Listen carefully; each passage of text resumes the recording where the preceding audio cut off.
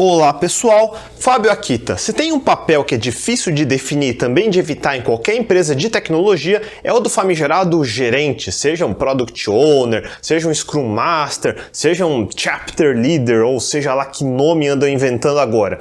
Todo mundo reclama quando eu fico cagando regra, mas eu já aviso que esse episódio vai realmente ser uma grande cagação de regra. Esse episódio é para você que é gerente, ou quer ser gerente, ou se viu obrigado a atuar como gerente. Todo mundo, em algum momento, vai passar por isso. Depende de você decidir se vai abraçar a oportunidade ou fugir. Porque sempre é mais fácil ser o reclamão do grupo, mas ninguém quer ser o cara que vai realmente resolver o problema.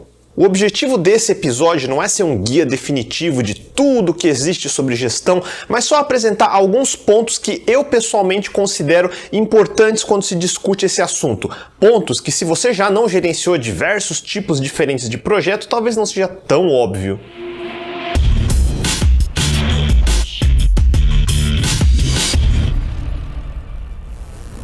Eu tenho que deixar claro que tudo que eu disser hoje não são verdades absolutas. O problema de projetos e administração em geral é que a gente vê resultados ao longo do tempo e durante esse tempo prestamos atenção em alguns pontos que parecem importantes para a gente e ignoramos dezenas de pequenos pontos que para mim pode não parecer importante porque são coisas que eu faço sem pensar, mas para outras pessoas não são óbvias porque elas não estão acostumadas a fazer. Daí eu conto uma história que vai ser incompleta e por isso é difícil de replicar. O mesmo vale para a versão de outras pessoas. Por isso que ninguém vira gerente só assistindo vídeos ou lendo meia dúzia de histórias. Se duas pessoas contarem a mesma história sobre um mesmo projeto, as histórias vão ser diferentes e ambas vão ser incompletas. É impossível resumir tudo que realmente foi importante num projeto que durou 12 meses em 12 minutos. Por isso valorizamos a tal da experiência. E parte da experiência são itens que são fáceis de explicar, outra parte é implícito e difícil de colocar em palavras. São as várias pequenas decisões invisíveis que podem fazer a diferença no final. Portanto, não tem nenhum livro que você possa ler que vai te ensinar essas coisas. Só prática real, várias vezes, em cenários diferentes, prestando atenção em tudo que está fazendo e quais as consequências. Algumas vezes foram ações específicas que levaram ao sucesso, outras vezes foi literalmente a sorte de estar no lugar certo na hora certa. Não dá para prever. Falando em livros e teoria, uma cena que ficou famosa do meu vídeo sobre o guia de Aprendendo a Aprender foi quando eu rasguei meu certificado de PMP. Eu acho que eu expliquei isso lá, mas vale repetir. Eu quis dizer que certificados não significam nada. Colecionar papel pode ser um hobby, mas na prática é inútil. Porém, não significa que eu não respeite o PMBOK. Para quem não sabe, existe um corpo de conhecimento documentado no Project Management Body of Knowledge, que é o PMBOK. É o material ensinado pelo PMI para quem quiser se certificar como gerente PMP. É como se fosse uma enciclopédia, dicionário dos principais temas e termos de gestão, como custos, escopo, comunicação. É o básico de conhecimento para quem tem intenções sérias de se tornar um bom gestor. Mas, como todos os cursos, ele não ensina como se tornar um bom gestor. Pense no PMBOK como uma caixa de ferramentas. Só um bom carpinteiro sabe como usar quais ferramentas para fazer bons móveis, mas só o manual de cada ferramenta nunca vai te tornar um bom carpinteiro. O PMBOK é a mesma coisa, tem chave de fenda, tem martelo, tem alicate e como usar cada uma, mas só isso é inútil para você se considerar um gestor de verdade, mas vale a pena estudar para saber o que todo mundo já sabe e não ficar tentando reinventar a roda. No mundo de agilidade existem até alguns Frankensteins como Agile PMI. Pelo mesmo motivo, isso não quer dizer muita coisa, só misturar vocabulário de PMI com de Agile. E só mais um produto de marketing que consultorias tentam empurrar a goela abaixo dos desavisados. O famoso, se der certo é porque a metodologia é boa, mas se der errado é porque você não seguiu exatamente como a gente falou, então paga a gente de novo para corrigir. Eu falo disso no episódio de Esqueça Metodologias Ágeis, onde eu explico como o termo Agile foi sequestrado e diluído por consultorias tentando vender a próxima grande moda da vez. E no episódio O Guia Definitivo de Organizações, eu explico por que se você usa o tal modelo do Spotify, você não entendeu o modelo do Spotify. Em ambos os episódios eu explico o básico sobre a evolução e filosofia de organizações, então eu recomendo que assistam depois de terminar aqui, porque não vou repetir o que eu já expliquei lá. As maneiras formais de aprender sobre gestão é fazer faculdades como de engenharia de produção, ou administração, ou um MBA. E antes que comece a me perguntar qual deveriam fazer, eu já respondo: tanto faz. Varia de pessoa para pessoa e eu não te conheço para dizer o que é melhor para você. Só você sabe disso e eu já digo que se você sequer sabe decidir o que é melhor para você, como que acha que vai decidir o que é melhor para o projeto dos outros? Já começa aqui o indicativo que você talvez não tenha inclinação para ser um gerente. Falando em MBAs, muita gente faz pelo prestígio do papel, poder dizer que é um MBA. Tem quem coloque vírgula MBA depois do nome no LinkedIn. E eu não posso criticar demais porque eu também colocava vírgula PMP no meu, mas a vergonha alheia me fez tirar rápido. Também era 2003. Em 2022 já fica ridículo. Aproveite que ninguém viu e tire o seu porque é cringe. Nos anos 90 até 2000, alguns consideravam grande coisa, hoje nem tanto. E se alguém se exibe por ser MBA, é um sinal vermelho, que nem foto de Tinder com carrão atrás. Tem quem confunda ser MBA com ser um bom gestor, e não existe correlação. Fazer MBA em instituições renomadas tem o objetivo maior de criar networking, não muito mais que isso. Se você está nesse caminho, eu recomendo ler livros como o do professor Henry Mintzberg e seu clássico Managers Not MBAs. Se certificar como PMP ou se certificar como MBA é só mais uma forma de colecionar papel e não garantia de se tornar um bom gestor. Eu ainda acho que se você puder estudar o material deles é super válido, só não pode achar que já sabe tudo e sim que pelo menos sabe o básico do básico. Se eu fosse resumir o que é gestão em poucas palavras, diria que é a capacidade de tomar decisões na hora que precisa, mesmo tendo informações incompletas. Alguém que não consegue tomar decisões e assumir responsabilidades nunca deveria gerenciar nada. Ser gerente não é obedecer ordens e preencher planilhas e relatórios sem fim. Qualquer idiota pode fazer isso. E isso não é um talvez. Se seu dia a dia é só checar backlog, checar as métricas, preencher nas suas planilhas e reportar, isso não é ser um gerente, é só ser um burocrata. E sim, existe a necessidade de burocratas em empresas grandes, mas não se iluda achando que está gerenciando porcaria nenhuma. Vamos voltar ao conceito mais básico. Qual é o objetivo de uma empresa? Você pode inventar que é inovação, que é fazer diferença social e todo blá blá blá, mas isso é marketing. Não tem nada de errado nisso porque toda empresa precisa construir sua marca em torno de algum tipo de marketing. Mas vamos tirar o marketing do caminho e ir na realidade nua e crua. O objetivo de toda empresa é dar lucro de forma sustentável. Nada mais, nada menos. Empresas que não dão lucro e ficam vivas ao custo de investimento é o que chamamos de empresas zumbi. Mas não é lucro a qualquer custo, como amadores pensam. Se o objetivo for dar lucro rápido, sem nenhuma preocupação com o futuro, é simples. Venda drogas. Dá muito mais dinheiro com muito menos trabalho do que tentar fazer uma tech startup. Só que o risco de você acabar preso ou morto é muito alto. Por isso eu enfatizo o sustentável. Não é difícil ter lucro de vez em quando. É muito difícil sustentar esse lucro por anos a fio. Crescer 10%, 20% todo ano, anos seguidos. Outra definição importante é que projetos têm começo, meio e fim. Muita gente esquece disso, mas se alguma coisa não tem objetivo bem definido e não tem uma data final, não é um projeto, é operação. Não existe projeto que não tem fim. E mais importante, na prática, nem todo projeto precisa ir até o fim. Saber quando cancelar um projeto e não insistir numa coisa que não vai dar certo é uma arte. Não existe nada de errado em descobrir que as premissas iniciais estavam erradas e reajustar, mas tem muito problema em insistir no erro depois de descobrir que estava errado. Na verdade, em cursos e em guias sobre gestão se dá muita ênfase em como documentar as coisas, como fazer métricas e muita coisa que, francamente, é bem inútil. Eu quero começar falando sobre o que quase nunca vejo ninguém discutindo fora de happy hour e conversa de bebedouro. Como dizer não. Ser um yes man ou yes woman é muito fácil. O cachorrinho abanando o rabo quando o superior manda fazer alguma coisa. Um yes man nunca vai ser um bom gestor, porque um bom gestor é aquele que sabe dizer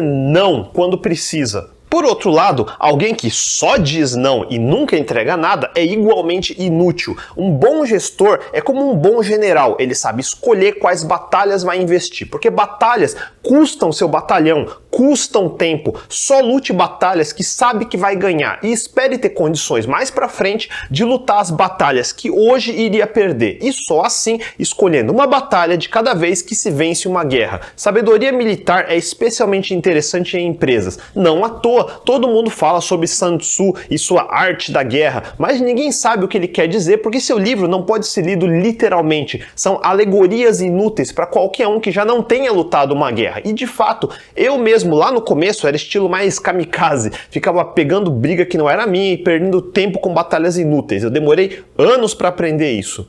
Um gestor ou um general só precisam existir porque lidamos com recursos escassos. Não existe dinheiro infinito, não existe tempo infinito, porque se existisse, ninguém precisaria gerenciar nada, era só gastar eternamente. É por isso que eu sempre acho que toda tech startup, unicórnio e essa ideia maluca de só crescer fatia de mercado sem se preocupar em dar lucro, tem como consequência gerar pessoas fracas, porque muito pouca decisão precisa ser tomada. O problema sempre pode rolar para frente, até o próximo round de investimentos. É viver a ilusão que se tem dinheiro infinito. E se tem dinheiro infinito, para que escolher ser eficiente? Basta sair contratando mais gente e infinitamente até a bolha estourar. E podem acreditar, ela sempre estoura. Um projeto costuma ser definido pela trindade escopo, tempo e custo. É impossível ter o maior escopo no menor custo e tempo. Se aumentar o escopo, ou o custo aumenta ou o tempo aumenta. Não existe outra forma. Como custo e tempo costumam ser os fatores limitantes,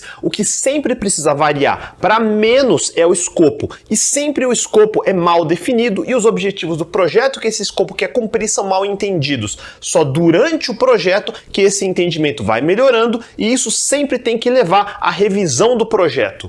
Quase 10 anos atrás eu tive um cliente muito burro, o cara era tipo herdeiro, quem construiu tudo foi a família dele, agora ele achava que só porque fez seu MBA ou sei lá, sabia alguma coisa. Herdeiros acham tudo fácil, lógico, sempre ganham tudo de mão beijada, é um saco. Na época ele veio com o clássico, Akita, a gente podia encaixar aqui uma funcionalidade de chat, igual o Facebook Messenger, agora que já existe deve ser fácil, né? Não dá pra fazer em um mês? E minha resposta é sempre a mesma. Igual? Claro que dá. Se você pagar a mesma coisa que o Facebook pagou, a gente faz. Sério, lidar com gente que acha que tudo é fácil é foda. Eu tenho pena de quem trabalhava embaixo dele. O que um mau gestor sempre vai preferir fazer primeiro é tentar limitar o problema do tempo fazendo a equipe trabalhar mais horas do dia. E isso é outra burrice sem tamanho. Isso pode funcionar numa emergência de poucos dias, mas transforme isso numa rotina e automaticamente a qualidade geral de tudo vai cair. E isso se torna uma bola de neve muito rápido, porque as coisas mal feitas dessa semana vão atrapalhar a semana que vem e agora todo mundo vai ficar correndo atrás do próprio rabo pelo resto do projeto. Como que um projeto atrasa um ano? Simples, um dia de cada vez.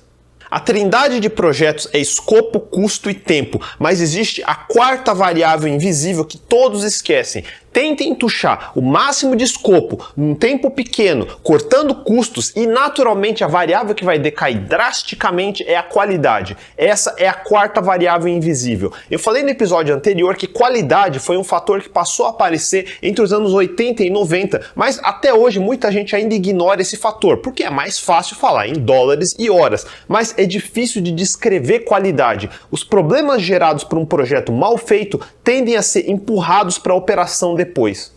Comece estabelecendo uma data final, estabeleça um orçamento, saiba quais são os objetivos que precisam ser atingidos em ordem de prioridade e estabeleça qualidade como fator importante. Daí acomode um escopo que caiba nessas restrições e normalmente não cabe. E agora vem a inteligência de toda a equipe envolvida em decidir as melhores formas de executar cada tarefa de forma eficiente, sem fazer horas extras, garantindo que o que foi feito até agora não seja uma bomba relógio que vai explodir lá na frente.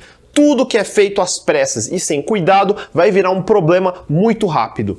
Hoje em dia existe a figura de um PO, ou Product Owner, que é um nome mais bonito para um gerente de projetos ou gerente de operações. Dependendo de para quem perguntar, vai ter definições diferentes, mas eu gosto de pensar num PO como sendo um gerente com uma responsabilidade a mais, a de ser responsável pelo ROI do produto, o retorno do investimento. Numa empresa grande, abaixo de um PO vão existir várias equipes, cada um com projetos próprios que contribuem para o produto principal. As decisões do PO devem sempre levar em consideração o retorno de investimento de todos. Essa é uma das formas de limitar suas decisões e priorizar seus recursos nos lugares certos. Dê prioridade nos projetos que trazem o maior retorno de investimento. Parece fácil falar, mas muitos se esquecem disso.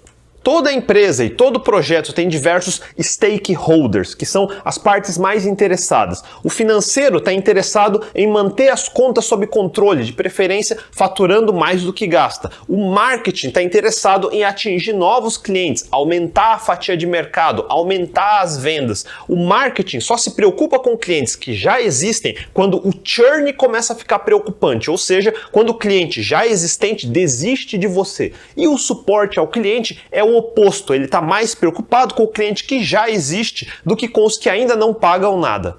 Os gerentes de projeto estão no meio desse fogo cruzado. Eles precisam saber colaborar entre si, mas o seu foco é no projeto que está executando nesse instante. E é nesse fogo cruzado que deveria atuar a camada C, o CEO, o CFO, o CMO, o CTO, etc. A camada C existe para tomar as decisões que afetam a empresa como um todo, as decisões que um gerente isolado não pode tomar, facilitar a resolução de conflitos. Por isso eu digo que não existe nada pior que um C-level que não toma decisões e fica empurrando problemas com a barriga, normalmente jogando o osso e deixando os gerentes abaixo brigando entre si para ver quem ganha ou fala mais alto. É o sintoma de um péssimo C-level e, por consequência, uma péssima empresa. Da mesma forma, especialmente em empresas grandes, existe uma camada do meio muito gorda, os gerentes mid-level. Eles nem são o C-level que podem tomar as decisões mais cruciais e nem estão na linha de frente vendo a guerra de verdade sendo travada nos fronts, onde estão os coordenadores e funcionários em geral. Eles acabam sendo mais burocratas, os famigerados pilotos de Excel e PowerPoint. É um mal necessário em muitas empresas e eu realmente não consigo ver uma forma de eliminar isso totalmente, só minimizar. Não importa se você chama departamentos de chapters, é tudo a mesma coisa. Estrutura hierárquica profunda, pior estática. Onde esse problema já existe, que é na maioria das multinacionais e empresas realmente grandes, eu só vejo isso mudando em épocas de mudança de liderança, numa mudança de CEO, por exemplo, onde é forçada a tal reestruturação de cima para baixo. Não é garantia de melhoria, mas pelo menos o caos força mudanças, algumas podendo ser boas, mas isso é arriscado e custa caro, por isso não se vê todo dia. Em empresas pequenas e médias, o problema é evitar chegar nesse ponto cedo demais. No começo de uma empresa, ela vai necessariamente ter a cara dos sócios fundadores, que são a primeira geração de C-levels dessa empresa. Se os sócios são ruins, a empresa vai ser ruim. As exceções são quando esses sócios têm conexões e investidores que forçam um C-level diferente dos fundadores. Mas pensando no caso geral, é por isso que eu sempre digo que um jovem nos seus 20 e poucos anos não deveria pensar em abrir empresa se já não tiver sido muito bem criado e educado como herdeiro de um negócio pré-existente. Eu disse isso em episódios anteriores porque muito jovem e ingênuo até hoje ainda fala das histórias lendárias dos jovens Bill Gates, Steve Jobs ou Mark Zuckerberg e a lendária história da startup de garagem, como se todo mundo pudesse fazer a mesma coisa. Existe uma razão de por que se menciona Bill Gates, que abriu a Microsoft no fim dos anos 70. Tem muito pouco exemplo na história. Todos os nomes que eu falei largaram faculdades renomadas, Harvard e Stanford. Experimente entrar nelas. O nome do Bill Gates é William Henry Gates III. A família já era reconhecida. O famoso contrato da Microsoft com a IBM para licenciar o MS-DOS só saiu porque a mãe do Bill Gates era amiga do CEO da IBM daquela época. É assim que se faz. Nem eu, nem você temos como ter contatos assim aos 20 anos. Quem não é um bom herdeiro vai precisar gastar pelo menos a primeira década de trabalho criando conexões, conhecendo outras pessoas em começo de carreira que vão confiar em você porque viram em primeira mão que você é competente e entrega o que promete. Daqui a alguns anos eles vão ser donos de empresa, investidores ou diretores e agora você tem networking de verdade. Isso se constrói e se conquista demonstrando competência de verdade e não se conectando no LinkedIn. Eu vou repetir, eu não aceito nenhum convite no LinkedIn de quem eu já não tenha conhecido antes na vida real. Quando eu aceito desconhecido, foi acidente. E outras pessoas que aceitam também não dão nenhum peso. Convite de LinkedIn, cartão de visita, e-mail de spam, vai tudo pro lixo. Não perca seu tempo. Quem eu confio tá no speed dial do meu celular. O resto é resto.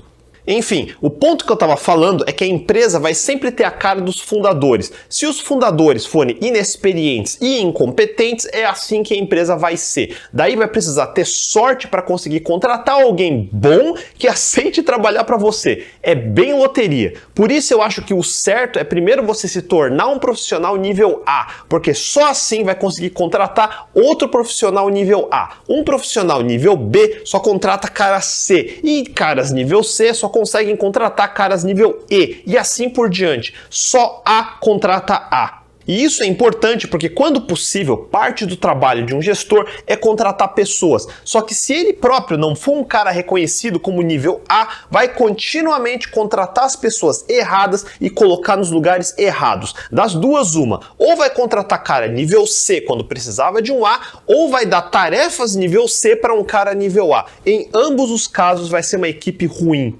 Muitos gestores em começo de carreira ficam lendo os cases e metodologias aplicadas em grandes empresas como Netflix ou Google e enchem a boca para falar: vamos fazer do jeito X porque a Netflix faz assim. Mas reconheça como isso é idiota. Uma grande empresa como Netflix pode pagar profissionais de nível A que ganham $500 mil por ano ou mais. Primeiro se pergunte, você pode pagar isso? O budget dos projetos que eles executam são da ordem de milhões de dólares. Seu projeto tem esse tipo de orçamento? Se não, por que diabos você está se iludindo, achando que pode fazer o que eles fazem? Sinceramente, eu não acredito num gestor que não foi ele próprio um profissional igual aos membros de sua equipe. Um time de futebol onde o treinador não foi ele próprio jogador de futebol. Um chefe de cozinha que não foi ele próprio descascador de batatas. Um general que não foi ele próprio soldado raso. E um gerente de equipe de desenvolvimento que não foi ele próprio um desenvolvedor de software. Nem todo programador tem capacidade de virar um gestor, mas certamente um gestor não técnico nunca vai saber o que é ser um programador num seminário de poucas semanas. Nenhum soldado jamais vai respeitar um general que nunca esteve numa batalha de verdade. Daí caímos no caso onde temos uma equipe que não respeita seu gestor e o gestor que não confia na própria equipe, que eu chutaria que descreve a maioria das equipes por aí. Respeito e confiança é diferente de ser o cara engraçado no happy hour. Foda-se ser engraçado. Bons profissionais têm respeito mútuo entre si, independente do ranking e classificação. Eles nem precisam ser amigos e gostar um do outro, mas cada um sabe que na hora H pode contar com o outro, acaba sendo natural. E esse é o terror das equipes de RH e recrutamento, porque eles também não têm a mínima ideia de como contratar certo, porque são só burocratas, nunca estiveram na linha de frente. E como eu sei que eu sou bom, nível A, tem uma checklist, tem pré-requerimentos, tem curso ou certificados que eu preciso ter? Não, não e não. Eu gosto de dizer que ser bom é que nem paixão. Como eu sei que eu tô apaixonado? Bom, quando eu tiver apaixonado, você vai saber. E todo mundo ao seu redor também vai saber. É a mesma coisa de ser bom. Se você não sabe se é bom, provavelmente não é. Quando for, vai saber, e todo mundo ao seu redor, que não for sua família e amigos, vão saber. E eu faço essa distinção porque quem automaticamente diz pra você que é bom, mesmo não sendo, tem boas intenções, mas está sendo desonesto. Um amigo de verdade diz quando você está errado. Caso contrário, está sendo um péssimo amigo, porque está roubando sua oportunidade de melhorar às custas dele se sentir bem consigo mesmo. Quando você for bom, naturalmente vai conseguir identificar outras pessoas boas. É assim que funciona. Para ilustrar, eu gosto da série Peaky Blinders e me identifico com um aspecto que o protagonista Tommy Shelby tende a no mínimo respeitar quem lutou na guerra como ele. Dear Mr. Churchill, I've been approached by an agent of the Crown to carry out a task as yet unspecified. His name is Major Campbell, and I believe he reports to you. Therefore, I decided to make direct contact with you to make sure that certain things are clearly understood. Mr. Churchill, you should know that I am a former British soldier, and if you look at my war record, you will see that I fought bravely at Verdun and at the Somme. Also, you will see that my actions at Mons saved thousands of Allied lives. I know that you resigned your ministerial position and the safety of an office to go and fight on the front line with the men. I read that you fought bravely, Mr. Churchill. Therefore, I hope I will be treated in any dealings we have with a degree of respect, soldier to soldier. Yours sincerely, Thomas Shelby. Military Medal and the DCM, Distinguished Conduct Medal. Hands up in this room, those who were at the Somme. Those who were at the Battle of Verdun? Ele tem vários traumas das trincheiras da França na Primeira Grande Guerra Mundial, que foi uma das mais carniceiras de todos os tempos. Quando você encontra outro ex-soldado condecorado que esteve em batalhões que lutaram juntos, você meio que sabe do que ele é feito. Todo filme de guerra tem esse aspecto e no mundo fora das guerras de verdade é similar. A gente que tem cicatrizes sabe reconhecer as cicatrizes dos outros. Só que um recém-formado ou iniciante não tem cicatrizes ainda. Esse é o ponto. Mas não é só executar o trabalho, não é só preencher planilhas e preencher relatórios e meu trabalho como gestor está acabado. Esse é o pensamento que muito iniciante tem. Das duas, uma, você vira o yes man, que vai só executando o que pede, ou você se torna o maverick, o imprudente, que acha que precisa revolucionar as coisas do seu jeito. Mas como eu disse, nenhum dos dois tem cicatrizes ainda para saber até onde pode ir, nem como ir, e ambos estão fazendo bobagens. O problema é que o termo gerenciar projetos é o jeito errado de dizer. O objetivo é entregar projetos, mas você gerencia pessoas. Sua taxa de sucesso em projetos é diretamente proporcional ao seu bom relacionamento com suas equipes. E pessoas não são máquinas, especialmente em programação. Aliás, eu sempre falo que essa é a diferença entre software e hardware. Quando eu falei que é importante saber PMI, mas não seguir nada deles ao pé da letra, é porque muito do que existe documentado sobre gerenciamento de projetos deriva da engenharia de produção, da gestão de fábricas, relíquias da revolução industrial, o legado de modelos como o da Ford, aquele estereótipo de Charles Chaplin, onde pessoas são secundárias e a linha de produção é o principal. Nesse ambiente, tudo é minuciosamente planejado. Você faz blueprints, plantas baixas, esquematizações, e daí é possível calcular até que com bastante precisão quanto vai custar e quanto tempo vai levar para construir a fábrica. E a partir daí a produção dos itens é bem uniforme, com pouca variabilidade, muita coisa é automatizada e no mundo ideal nem é para ter pessoas envolvidas, só robôs, como numa fábrica de carros mais moderna. A maior parte do conhecimento de administração e gerenciamento deriva desse cenário de produção em massa. No jeito antiquado de pensar, se em hardware funciona, em software também deveria funcionar. Afinal, o programador é como se fosse o operário da linha de produção. Basta desenhar o projeto da forma mais detalhada possível, fazer a planta baixa, que seria a função de um arquiteto, daí é só o programador executar como um operário numa linha de fabricar carros. Outra metáfora que se usa quando o povo tenta falar de software como arte é equiparar com uma orquestra de música clássica, onde temos um maestro ou condutor, que é o gerente de projetos, a composição, que é o trabalho do equivalente arquiteto, daí cada um na orquestra com seu instrumento só precisa executar sua parte com precisão para termos uma peça de sucesso. Só que ambos os pontos de vista estão errados. O trabalho de operário ou do músico da orquestra, o trabalho repetitivo, braçal, já é totalmente automatizado. Quem cumpre esse papel é o compilador ou interpretador. É o compilador que recebe a tal planta baixa e cospe o binário que o computador vai executar mecanicamente. Agora, o que é essa planta baixa? Esse é o código-fonte, o programa propriamente dito. O programador não é o operário. Todo programador é tecnicamente arquiteto. E na realidade não se trata de uma orquestra de música clássica, e sim um grupo de jazz, onde intuição, improvisação, trabalho em equipe fazem toda a diferença. Eu não sou músico, mas do pouco que eu entendo, jazz seria o mais próximo de programação. Cada integrante toca improvisando, complementando e competindo com os demais no mesmo grupo, mas trabalhando de forma a criar uma música que faça sentido. Programação é a mesma coisa. Cada programador tem seu estilo, seu ritmo, e apesar de precisarem ter alguma base mínima para não virar só barulho, a contribuição individual de cada um conta. Um programador não é um operário e software é ordens de grandeza mais complicado do que hardware, porque hardware obedece às mesmas leis da natureza, que são não ambíguos para todo mundo. Duas empresas de construção que recebem a mesma planta baixa, no final vão construir basicamente o mesmo prédio, com quantidades similares de cimento, tijolos e tudo mais. A especificação é precisa o suficiente para isso, e tem que ser assim porque uma vez construído não tem como refatorar uma ponte, não tem como adicionar ou tirar um andar no meio de um prédio.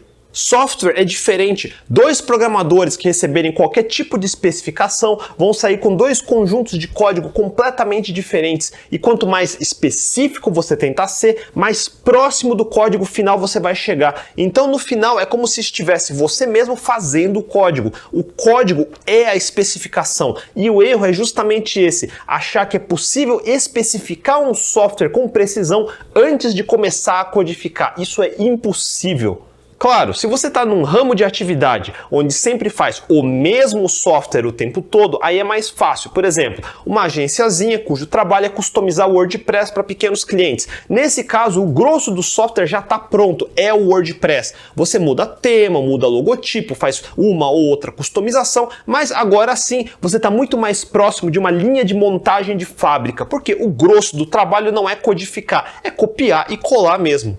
Mesma coisa um ERP como os de uma TOTUS da vida. O trabalho de programação mesmo é fazer e atualizar esse ERP, adicionar novas funcionalidades, mas o grosso do trabalho de instalar nos clientes é customização e não totalmente programação. A maior parte do software é padronizado e já está pronto. Daí o que tem de programação é mais a integração dele com outros sistemas, por exemplo. Daí é um ambiente um pouco mais controlado. Nesse tipo de ambiente que funciona as tais ferramentas low code ou no code, que é para grudar peças que já existem e foram codificadas por um programador. Daí um operador só precisa customizar a integração dessas peças, mas o grosso do software em si, que é o ERP, já está pronto.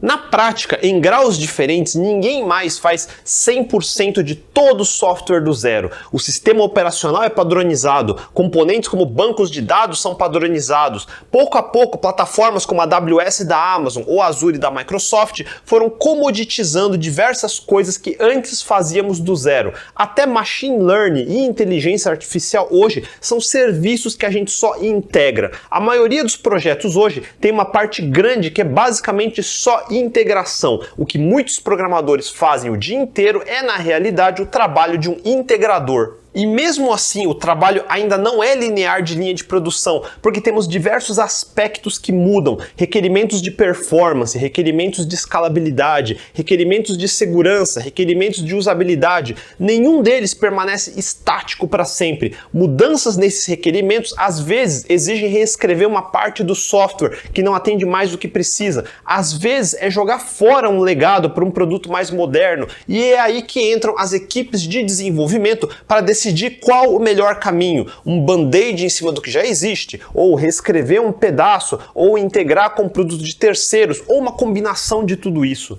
E de novo voltamos à formação da equipe. Uma vez definida a direção e objetivos, quem decide como as coisas vão ser feitas? Um gerente não técnico tem zero condições de decidir essas coisas. Então, ou ele precisou receber essa ordem de alguém, ou precisou confiar que a equipe sabe quais as melhores decisões técnicas. E agora ele se ferrou, porque se não teve a oportunidade de criar essa equipe, se for o caso que eu falei antes de um gestor que não conquistou o respeito da equipe, tenha certeza que parte dessas decisões vai ser tomada no automático e os resultados nunca vão ser os melhores. Quando um gestor não tem a capacidade de decidir essas coisas, ele precisa de suporte. É onde normalmente deveria entrar o tal do CTO, o Chief Technology Officer. Dependendo do tamanho da empresa, ele vai ter pares como um CSO ou Chief Security Officer, que se preocupa com coisas como governança. E um bom CTO, se for realmente um nível A, deveria já ter uma equipe de líderes técnicos que ele confia e juntos conseguem prototipar, criar provas de conceito e decidir a melhor solução técnica e orientar as demais equipes dos caminhos que decidiram tomar. Agora cabe aos gestores de cada equipe coordenar com suas equipes e ver se é possível executar o que foi demandado. Às vezes a resposta vai ser não, e aqui um bom gestor tem que ser o firewall da equipe. Ele tem que saber decidir quando precisa forçar a solução para a equipe ou quando a equipe sabe que não vai dar certo e por quê, e rediscutir o problema para cima. E isso é sempre um problema quando o gestor não confia na própria equipe ou a equipe não respeita o gestor. Alguém sempre vai estar vendido nessa situação e por isso eu disse que gestão de projetos é na realidade gestão de pessoas. Por princípio, se não for do tipo kamikaze como eu, a maioria das pessoas detesta conflitos e vai fazer o possível para evitar, inclusive prejudicando os projetos, empurrando o problema com a barriga até ser tarde demais. Esse é o pior tipo de gestor, na minha opinião, porque ele vai dar burnout na equipe, executando uma coisa que já se sabia que não ia dar certo, só para postergar a discussão do problema, o famoso jogar embaixo do tapete e torcer para ninguém ver. Dentro da equipe, o único que tem a obrigação de não fugir de conflitos é o gestor. A equipe deve ser blindada de conflitos desnecessários e o gestor é quem tem que aguentar a úlcera e blindar a equipe. E falando na equipe, agora temos o problema de composição e comunicação. A realidade é que na maior parte do tempo, nenhum trabalho é realmente interessante. Você tem períodos de coisas legais e períodos de coisas chatas. E infelizmente, as duas coisas são importantes. Sabendo disso, muito gestor tenta o caminho de ser o motivador, cheerleader ou algo assim. Isso não funciona. Nenhum gestor motiva equipes. No máximo, eles evitam desmotivar. Motivação é intrínseco. Cada pessoa só consegue motivar a si mesma. Motivação externa é no máximo um rush temporário. Cada pessoa precisa encontrar propósito nela mesma e isso é um trabalho individual. Psicólogos podem ajudar, mas gestores só precisam ajudar a não atrapalhar. Se o gestor enxerga as coisas como fábrica, projetos como linha de produção, programadores como operários, a vida vai ser difícil, porque ele vai sempre passar só o mínimo de informação, normalmente na forma de ordens, vai microgerenciar como se não houvesse amanhã e raramente vai ter a via inversa, que é de conversa e comunicação. Dizer uma informação é diferente de se comunicar. Comunicação é diálogo. Um diálogo não precisa ter uma resolução imediata, mas no mínimo precisa existir duas mãos na conversa. Isso é o mínimo.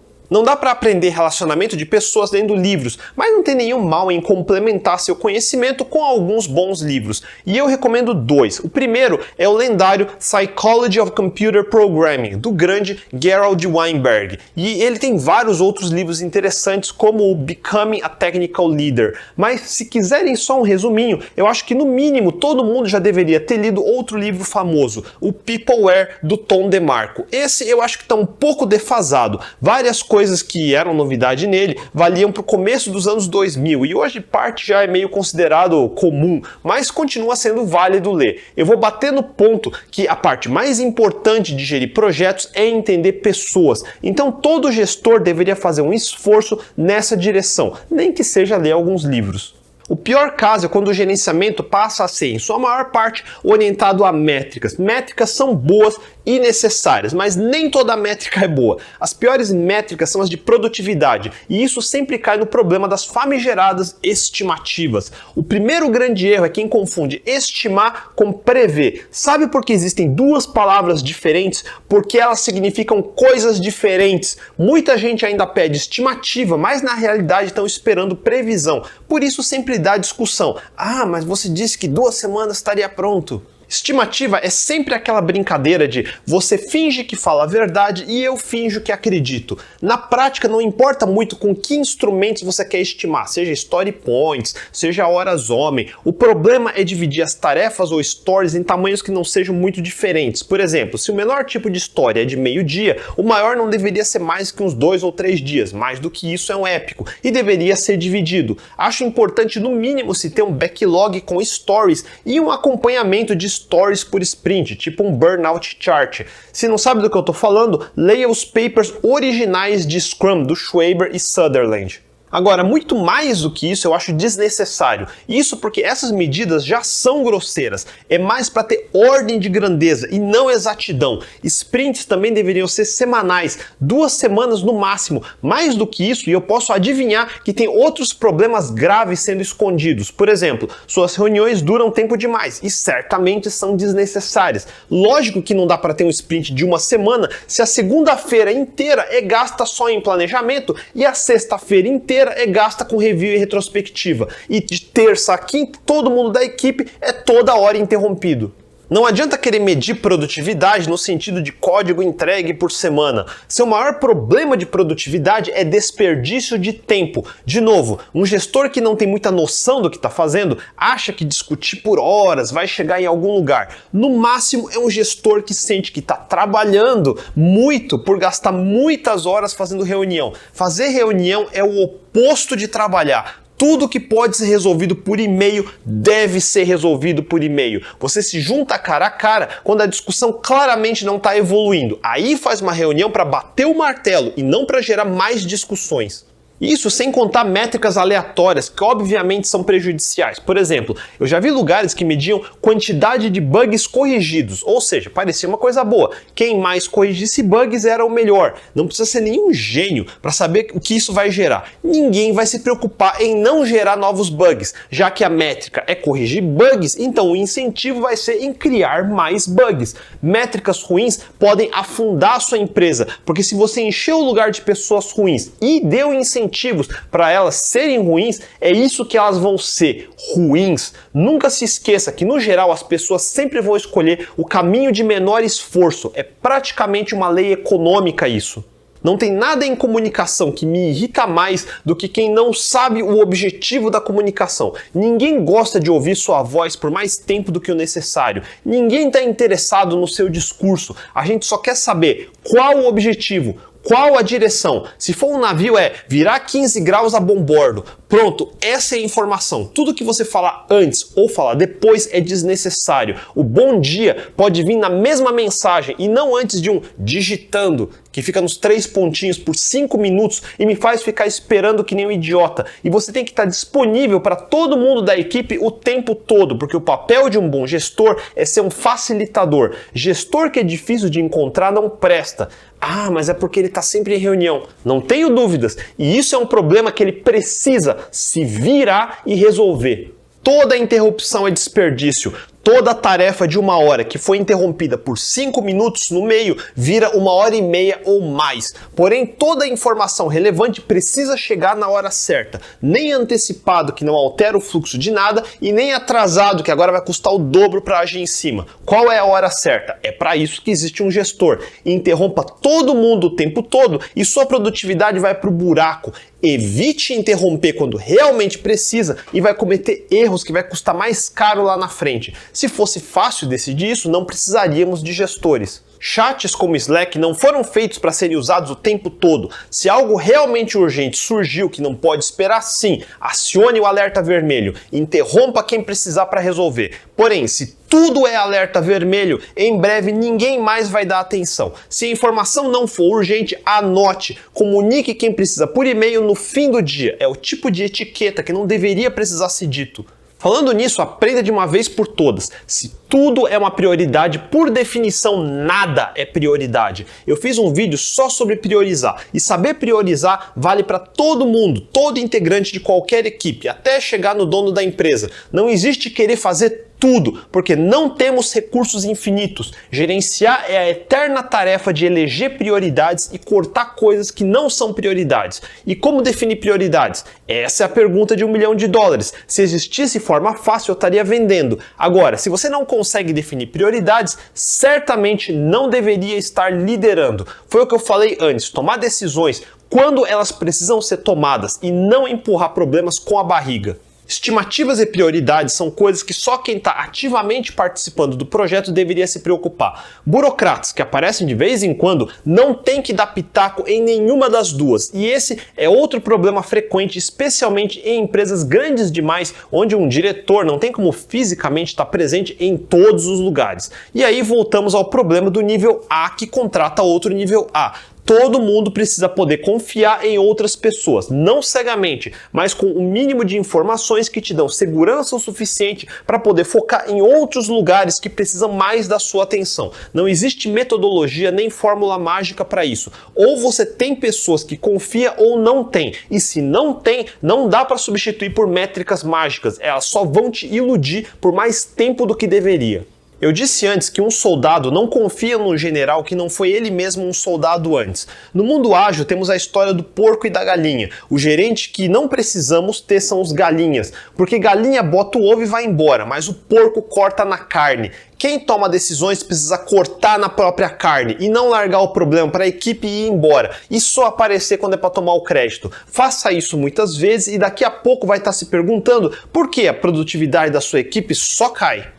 Houve uma época que toda decisão era mais baseada em métricas financeiras. É de onde vem a má reputação no meme popular de que empresas são entidades do mal e que só pensam em dinheiro. E muitas realmente são assim. Daí teve a época de qualidade total, onde finalmente caiu a ficha que qualidade faz tanta diferença quanto financeiro. Foi a partir do fim dos anos 60 que passamos a diferenciar trabalhadores entre aqueles que executam tarefas rotineiras e padronizadas, como numa fábrica, versus uma categoria que começou a crescer cada vez mais, o que Peter Drucker cunhou como Knowledge Workers, ou trabalhadores do conhecimento, que executam tarefas não rotineiras, como nós programadores.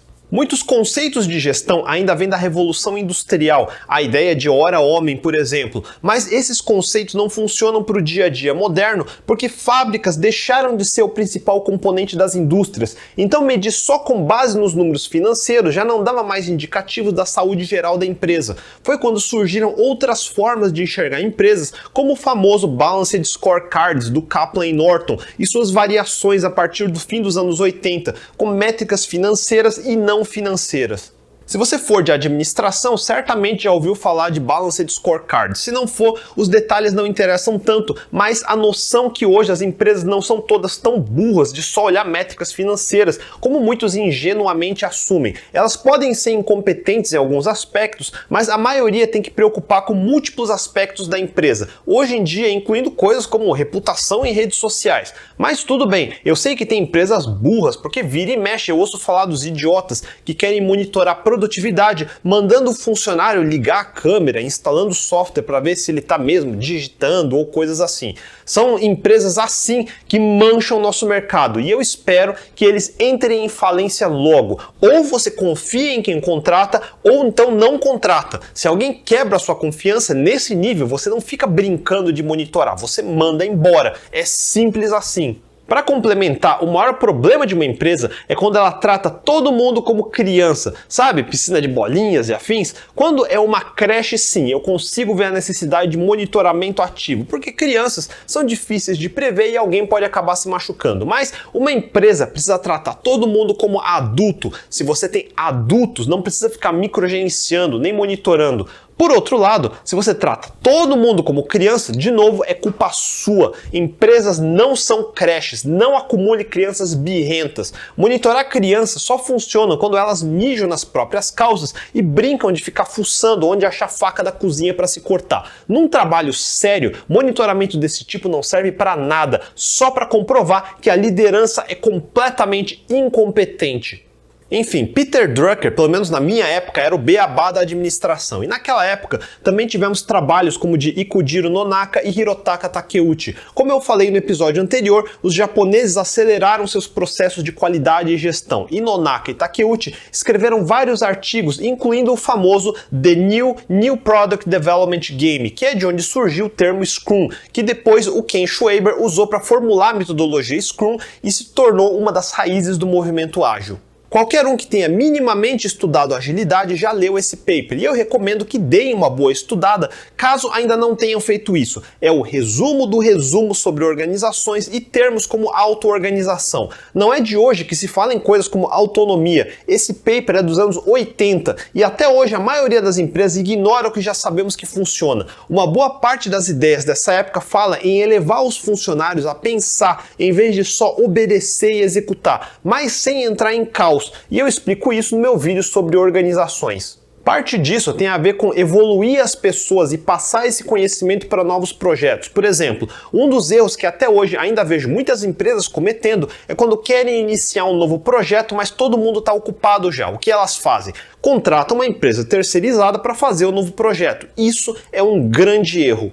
Às vezes não existe outra forma a não ser aumentar o headcount, ou seja, a quantidade de pessoas. Um bom gestor sempre deve designar novos projetos para os membros mais sêniores das suas equipes e colocar terceiros embaixo deles. Se por acaso for uma especialização que ninguém das suas equipes tem, mesmo assim você coloca seus sêniores junto com os terceiros para eles aprenderem seja lá qual especialização que não tem. Terceiros devem ser tratados como júniors internos, ambos os casos embaixo dos sêniors internos. Os sêniors se tornam sêniors quando eles aprendem a mentorar os membros menos experientes. Esse é o ciclo sustentável. Depois que o projeto que eles entregaram passa para a fase de operação, que é realmente ser usado, receber correções, ajustes, manutenção, eles precisam aprender a criar sucessores para suas posições, para continuar o trabalho enquanto eles assumem novos projetos. A autonomia só existe se todos os membros conseguem confiar nos demais membros, não cegamente, mas porque os mais experientes sabem que conseguem mentorar os mais novos e porque os mais novos sabem que tem quem consultar quando tem dúvidas ou problemas. Uma equipe só de sêniors é um desperdício e uma equipe só de júniors é um desastre esperando para acontecer. Toda a equipe deve ter capacidades mistas e serem rotativas. Um júnior bem mentorado vai se tornar o novo sênior no futuro, que vai passar a mentorar os novos júniors. Os antigos sêniors vão continuar em novos projetos, que passa a aceitar novos júniors para mentorar e assim por diante. Bons gestores sabem reconhecer os pontos fortes e fracos de cada membro e ajustar as equipes de acordo com isso. Se em todo jogo você só manda o Dream Team jogar, quem está de reserva nunca vai ganhar experiência. E quando um dos membros estrela tiver problema, ninguém vai conseguir jogar no seu lugar. A equipe não sabe como lidar com a mudança. Todo jogo não decisivo precisa misturar reservas. Todo treinador sabe disso. É assim que começam a surgir novas estrelas. Todo gestor precisa saber disso também. Nada que fica estático, tempo demais é bom, sempre vai deteriorar. Pequenas mudanças periódicas é bom, é a beira do caos que eu falei no episódio passado. Confiança não é amizade, entendam isso de uma vez por todas. Uma coisa é o happy hour, outra coisa é o trabalho. Quem confunde essas coisas acha que esconder os erros do amigo é uma coisa boa, porque ele não quer ser o cagueta, o X9, mas isso prejudica ele, prejudica a equipe e prejudica quem está cometendo os erros. Se você desse o feedback honesto, estaria dando a chance dele corrigir o erro e melhorar. E quando a pessoa se recusa a corrigir o erro, ele é quem está quebrando a confiança com você. Ninguém precisa de pessoas desonestas do lado, especialmente aquele que te chama de amigo só quando interessa. Corte essas pessoas o quanto antes, seja realista. Incompetência é algo que podemos tentar consertar, porém, mau caratismo se corta na raiz. Eu sempre digo que se a mãe dele não conseguiu criar caráter nele em 20 anos, não sou eu que em 2 meses vai conseguir. Corta.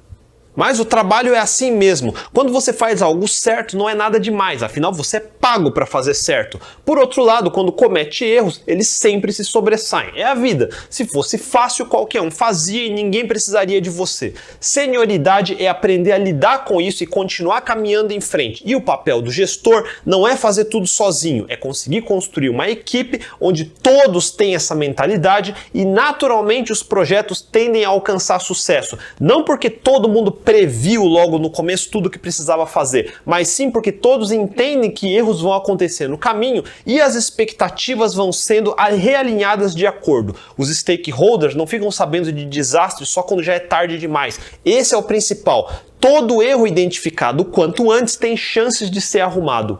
Gerenciar projetos é gerenciar pessoas, e gerenciar pessoas é gerenciar expectativas. Ninguém precisa de alguém que só faz promessas. Todo mundo precisa de pessoas que assumem seus erros e fazem o possível para corrigir. E claro, evitar repetir os mesmos erros. E é só isso. Promessas e discursos são inúteis e desnecessários. A camada de gestão é responsável pela estratégia, a direção e os objetivos. As equipes são responsáveis pela tática, a execução. Todo soldado na linha de frente precisa confiar que o soldado de trás vai cobrir sua retaguarda e assim todos avançam coordenados em busca do mesmo objetivo, que é ganhar mais uma batalha. Como eu falei no começo, esses foram só alguns pontos que eu considero importante lembrar. Mas cada parágrafo que eu falei não é mais que um pequeno resumo de um assunto gigante. O tema completo de gerenciamento engloba décadas de experiência e técnicas que vieram sendo aprimoradas, modificadas e continuam em evolução.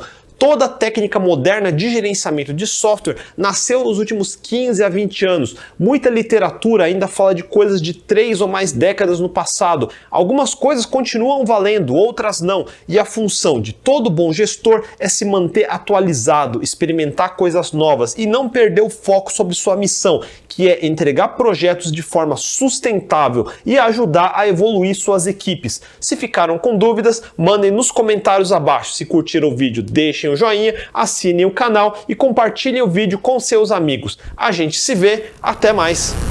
E preenche plano. Blá, blá, blá, blá, blá. Garantindo que o investimento de todos vai continuamente contra... Até onde pode ir, nem como ir. Que bosta. Precisa customizar em programming do grande. Tem uma boa estudada. Cada parágrafo